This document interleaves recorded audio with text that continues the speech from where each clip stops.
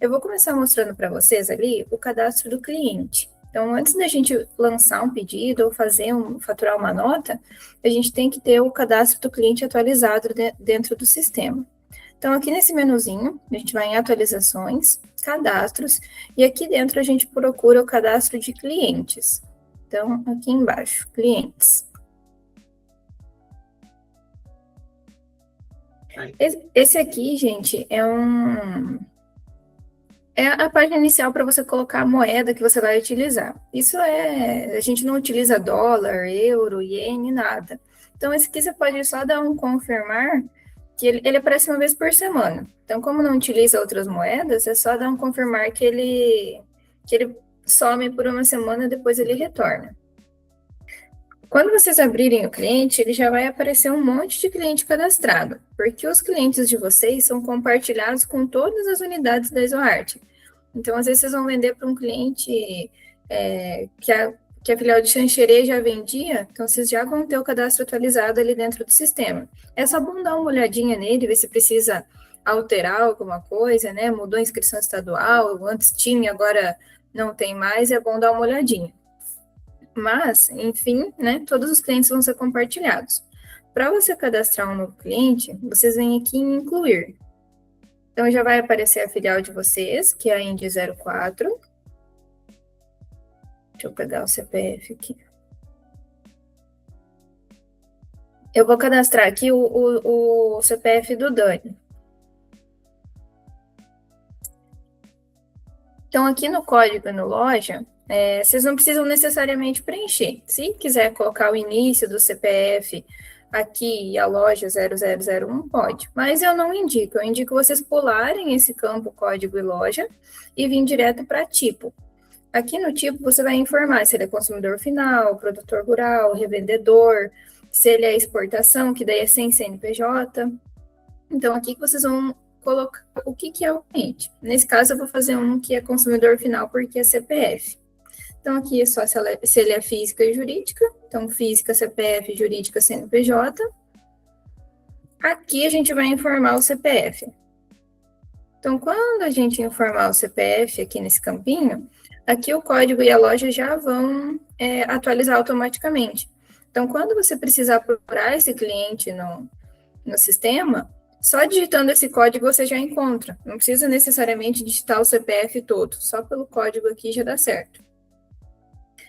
Tem a opção de vocês mudarem esse código e colocarem um código próprio que vocês utilizariam. Por exemplo, como base a gente vai deixar 10, 10, 10. O próximo cliente vai ser 10, 10, 11, 10, 10, 12. Porém, a ExoArt optou por deixar o próprio CPF ou o próprio CNPJ do cliente para ser mais fácil de encontrar quando precisar lançar alguma coisa. Fica como uma prática de todas as empresas, né? Caso vocês prefiram fazer diferente, daí só tem que trocar uma ideia com a Ju, se é possível ou não, né? No sistema é possível, mas é mais por regra interna mesmo. Aqui vocês vão informar o nome do cliente, então. Quando for CNPJ, esse campo nome vai ser o campo de razão social. E aqui do lado, o nome fantasia, vai ser o nome fantasia que vai aparecer ali dentro do sistema para vocês. Então, aqui, como é pessoa física, a gente cadastra o mesmo nos dois. Aqui, o endereço. Aqui vocês vão informar o nome da rua e o número da casa. O bairro.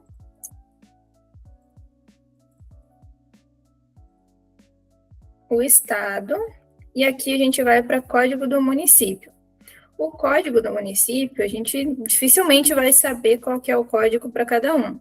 Então, a gente deixou aqui para você fazer uma pesquisa por município. Então, vocês só vão clicar nessas 3 barrinhas aqui e mudar de código IBGE para município. E aqui daí vocês procuram o município que é o do cliente. Então, aqui o código. Inscrição estadual, né, se for CNPJ e o cliente possuir. O CEP do cliente. Essa região não precisa preencher. E o telefone é importante, porque o telefone ele vai aparecer na nota, vai aparecer, às vezes até no boleto ele aparece, se for configurado. Eu acho que na ExoArt é configurado. Então, para você cobrar o cliente ou qualquer outra coisa, o telefone é importante ter. Ah, não tem fixo? Pode ser o celular. Aí repete o celular aqui, só que daí com aquele 9 a mais, né? No telefone ele não deixa colocar o 9 a mais, tem que ser os 8 dígitos. E aqui no celular a gente já coloca ele corrigido. O contato é importante deixar também quando é cliente pessoa jurídica. Quando é cliente pessoa jurídica, geralmente eles deixam, Daniel Compras, Amanda Financeiro. Que daí, para você cobrar alguma coisa referente à venda que você efetua, você vai com o Daniel. Mas se for alguma coisa sobre financeiro, boleto em aberto, já sabe que é a Amanda. Então, assim fica organizado para quem for cobrar a parte financeira, quem for tirar alguma dúvida com o cliente. Aqui, esses campos vocês não preenchem, né? Fax nem tem mais, Telex, RG não é necessário, só se quiser para um controle interno. Aí a gente já pula direto para o e-mail. Aqui é importante deixar, porque é com esse e-mail aqui que o cliente vai receber as notas. Então, tem que colocar bem certinho, senão ele não recebe a nota, às vezes não, né, não vai pagar, não vai conseguir lançar dentro do sistema, e aí ele vai entrar em contato com vocês.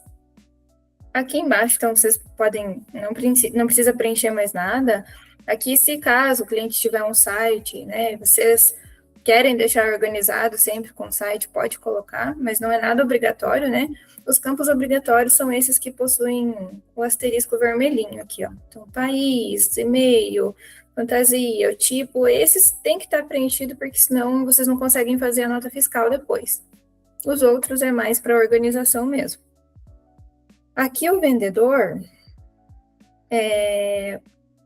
eu não sei como é que tá para vocês, né? Eu acho que vai ter vendedor interno aí para vocês, pelo que eu entendi.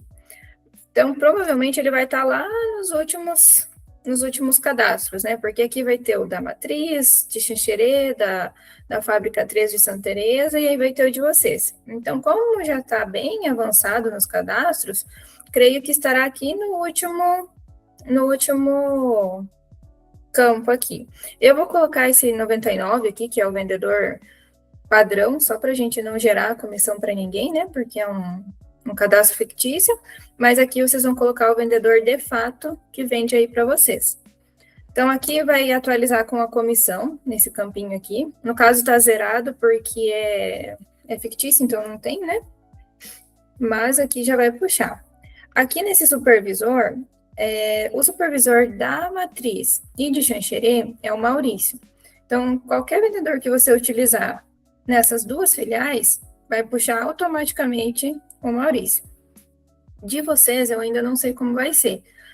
Isso a Juscelina está vendo também, para se vai deixar ou se vai retirar, se vai ter esse supervisor ou quem será, né? E aí ele vai atualizar já esse campo aqui também, com o que tiver cadastrado, solicitado por vocês. Então, beleza. Aqui nessa aba cadastrais, a gente já preencheu tudo que a gente podia. Agora a gente vem aqui na aba financeiro. Na aba financeiro, esses endereços complementares a gente pode pular, porque geralmente o endereço de cobrança é o mesmo endereço que você cadastrou para o cliente.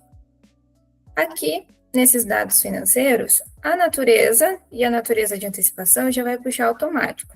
Essa natureza vocês vão ver presente lá no pedido de venda também.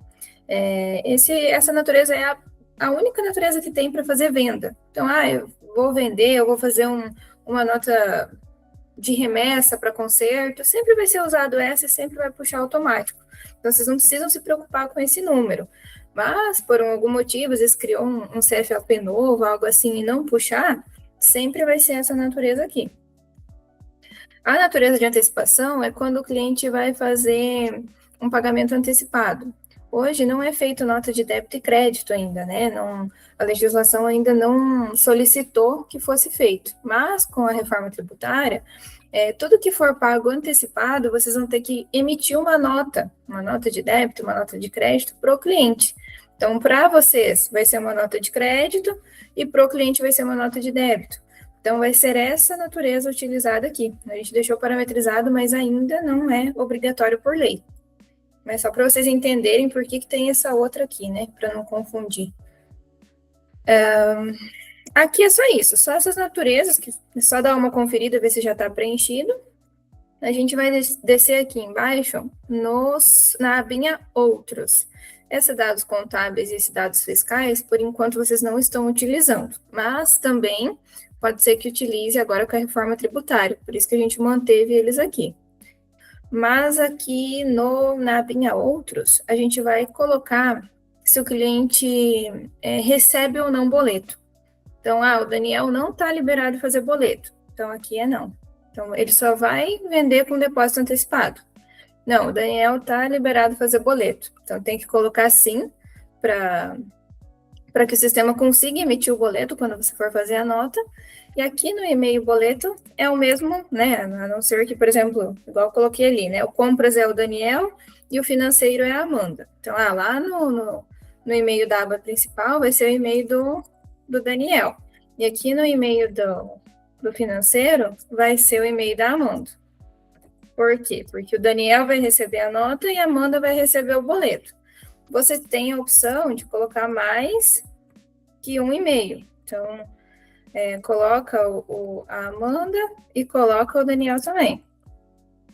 Não, tem mais um, preciso colocar mais um. Então, a gente coloca liliane@copisoarte.com.br. Então, a gente coloca quantos e-mails forem necessários para esse cliente receber. Então, se ele tem lá 3, 4 e-mails que precisa receber, é permitido colocar. Ele tem um limite de caractere ali, mas eu acho que até 4 e-mails ele entra. Aí, no cadastro do cliente, a gente vai vir aqui no fiscal. Então, na financeira a gente terminou, já colocou que ele recebe boleto, já colocou o e-mail do boleto, a gente pula para essa abinha fiscal. Aqui na aba fiscal, a gente tem 2 campos obrigatórios, que é o tipo de pessoa, então se ele é comércio, indústria, pessoa física, prestador de serviço ou uma empresa pública. Esses 2 aqui são muito importantes para fazer a nota fiscal. Se tiver errado, a nota fiscal vai sair errada também. Então aqui, por exemplo, vamos colocar a pessoa física, né? Porque o Dani é pessoa física.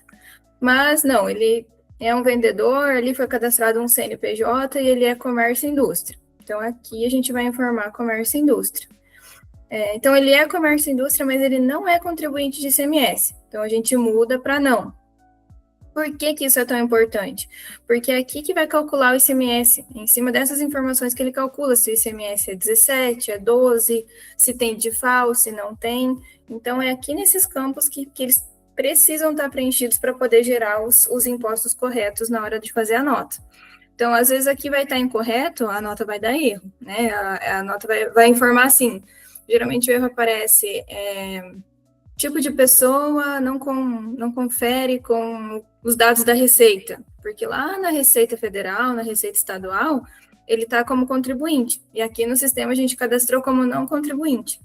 Então, vai ser bem fácil de visualizar quando o erro está aqui, ele vai te mostrar lá no momento de emitir a nota. Então, aqui o Dani é contribuinte não porque é pessoa física, e aqui o tipo de pessoa é pessoa física. Aqui no fiscal é isso. Aqui no vendas, não é preenchido nada. Uma vez o vendedor era aqui, mas a gente tirou para não confundir, né? É melhor deixar lá na página inicial, junto com as outras informações, porque às vezes esquece de ver essa daqui, né? Como só tinha isso. Aí, assim, aqui a gente tem esse limite de crédito, né? Aqui está 1 milhão, 1 bilhão. Ele é grande assim, porque significa que o cliente não tem limite, é um bom cliente com risco A, então não precisa ter um limite, né? O quanto ele quiser comprar, ele pode comprar. Caso o cliente seja um cliente que não paga direitinho, né? Tem inadimplência, possui Serasa, mas mesmo assim vocês querem arriscar vender, vocês podem colocar um limite aqui. Então, ao invés de ser esse limite grande, a gente coloca R$1.000, 500. Então, esse limite, ele vai ser o limite de boletos em aberto ou em atraso. Então, hoje o Dani fez uma compra de R$450 e fez um boleto para 10 dias. Amanhã o Dani quer fazer mais uma compra de R$ 500. Ele não vai deixar, ele vai informar na hora de você faturar que o Dani só tem um limite de 50, não de 500, né? Porque ele já utilizou 450. Então, quando você for faturar, ele vai acusar isso, não vai deixar você faturar essa segunda nota. Já falar, olha, não, ele não tem limite disponível, ele é um cliente inadimplente, não está liberado essa venda, entre em contato com o financeiro. Aí, se realmente pode vender, né, o financeiro autorizou, aí ele vai ter um campinho lá para autorizar essa compra. Aí, autorizada a compra, vocês conseguem faturar. Caso contrário, bloqueie o pedido e não sai nota, não sai material, não sai nada. Então, esse limite aqui é legal vocês terem, se o cliente for um cliente meio problemático, um cliente que às vezes vocês não têm tanta confiança para vender. E aí, juntamente com esse campo de limite, a gente tem que preencher, tem que vir aqui na aba Outros, a gente vai mudar isso aí, tá? A gente vai trazer esse risco ali pertinho do limite. Ele tem um campo que talvez seja aqui em cima, que você informa se o cliente possui algum risco. Então, risco A significa que o cliente é muito bom, que o cliente não atrasa boleto, tem um limite legal, o Serasa está ok. Risco B significa que o cliente tem um limite de dias vencidos de, sei lá, 20 dias. Então, mesmo que o cliente esteja com 20 dias de boleto vencido, ele entra dentro do risco B e ainda assim é faturado para ele. O risco C, é 30 dias. E o risco D é 40 dias. Isso é configurado por vocês depois. Mas, enfim, né, só um exemplo. Então, o risco D é 40 dias. O Dani é muito bom, né? Ele só teve um problema esse mês, atrasou os 40 dias e eu vou vender igual para ele. Então, ele entra ali dentro do risco D. Então, se ele estiver dentro do risco D, você consegue faturar. E o risco E é porque o Dani não é bom, tem Serasa, é inadimplente, não está pagando certinho, já está com boleto em atraso, não fatura. Então, é aquela situação do limite. Passou do limite, não fatura, atrasou um dia, não fatura. É o risco E, que é o risco que não dá para ficar vendendo. Eu acho que a gente já está mudando ele aqui, tá? Eu não vou mostrar o campo para vocês, porque eu acho que ele está ali na abinha Outros, mas eu vou trazer ele aqui pertinho para ficar fácil de visualizar. Então, você já arruma o limite e já arruma o risco do cliente. Então, no cadastro é isso. Então, é isso que vocês vão preencher. Esses são os campos importantes. Depois, é só confirmar. Aqui eu vou dar um cancelar, que a gente não vai utilizar. Mas aqui é só confirmar o cadastro. Confirmado o cadastro do cliente, a gente já está apto para efetuar a venda.